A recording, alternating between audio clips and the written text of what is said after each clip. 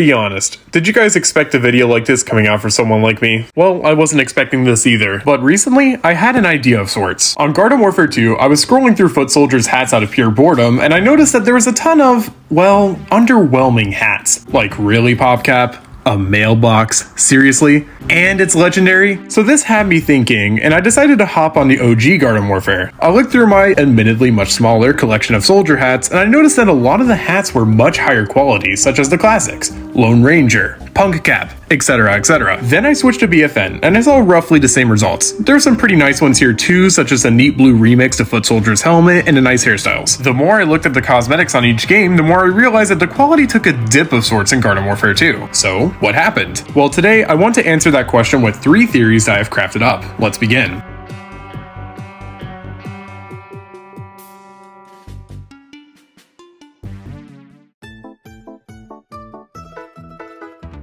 Okay, so I sort of lied. There is something that I'd like to talk about before we actually start. I don't hate Garden Warfare 2's cosmetic choices. There is plenty of good ones here, such as the sheriff hat for the pea shooter, but I feel as if Garden Warfare 2 in particular saw a downward trend with cosmetics. Okay, now that we've gotten that out of the way, let's talk about the theories. First of all, there's what I'd like to call the redistribution theory. This theory is based around the idea that PopCap and EA didn't want to resell cosmetics from the original game into Garden Warfare 2. And this makes a lot of sense. For one, many people wouldn't want to buy the same cosmetic twice in a row, even if it looked good. On top of that, there's also the problem that, I don't know, maybe the developers wanted to make some cosmetics of their own, so mixing the 2 sets of cosmetics wouldn't really work so well in the grand scheme of things. This theory makes a lot of sense, but let's assume that this wasn't even close to the right answer. What now? Well, this next one is a near opposite of the first, being titled the grind theory. So let's start off by talking about the town center. If you've played Garden Warfare 2 in any capacity, then you should know what this place is. It holds some of the OG cosmetics from the original game, like Slice and Dice, Full Space Helm, Drum Master, you get the idea. Unfortunately, these can only be found in a chest that costs 50 rainbow stars to open up, so you'd have to play the Town Hall event quite extensively in order to even think about opening this chest, let alone doing it. Especially if you're playing in Purgatory, Rando's Rapid Revenge. So why would I even bring this up in the first place? Well, unfortunately, this is the only way currently to get OG cosmetics in the game without buying a bundle with real money. I'm looking at you, Slice and Dice. This is pretty frustrating for a few reasons, but I digress. I think you guys can pick up on why I brought this up now. See, PopCap probably knew that they could get people to play the game a lot more if they simply just brought back some cosmetics and slapped them in a chest that's not easy to get. So out of the 3 theories I've made, this one is the most plausible, simply because it all adds up a little too well. Now this last theory, on the other hand, might not add up so well. I dubbed this theory the theming theory. This theory is quite simple. Every game in the side franchise has a theme with their maps and cosmetics. In Garden Warfare 1, the theme was, well, anything and everything really. But most of the cosmetics and maps, to a certain point, were based in the real world, with most of them coming from the same time period.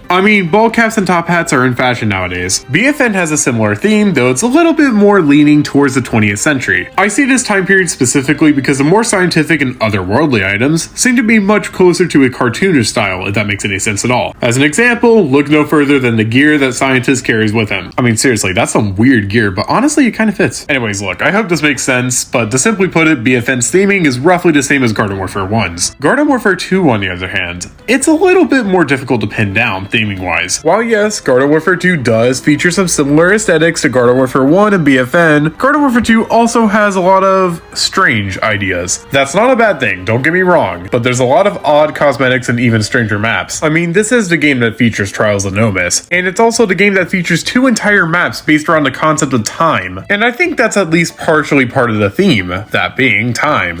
Garden Warfare 2 did show us the most unique maps in the series, with most maps seemingly coming from different time periods such as Zen Peak, and I think that this theme is heavily represented with the cosmetic choices as well. Rose can literally wear a whole pyramid on her head, but does this theme make Garden Warfare 2's cosmetics bad? Well, subjectively, yes, and that's sort of answering the initial question right there. The word subjectively. One of the best parts of this game series is that almost everyone has their own opinion on each game and what's inside each game.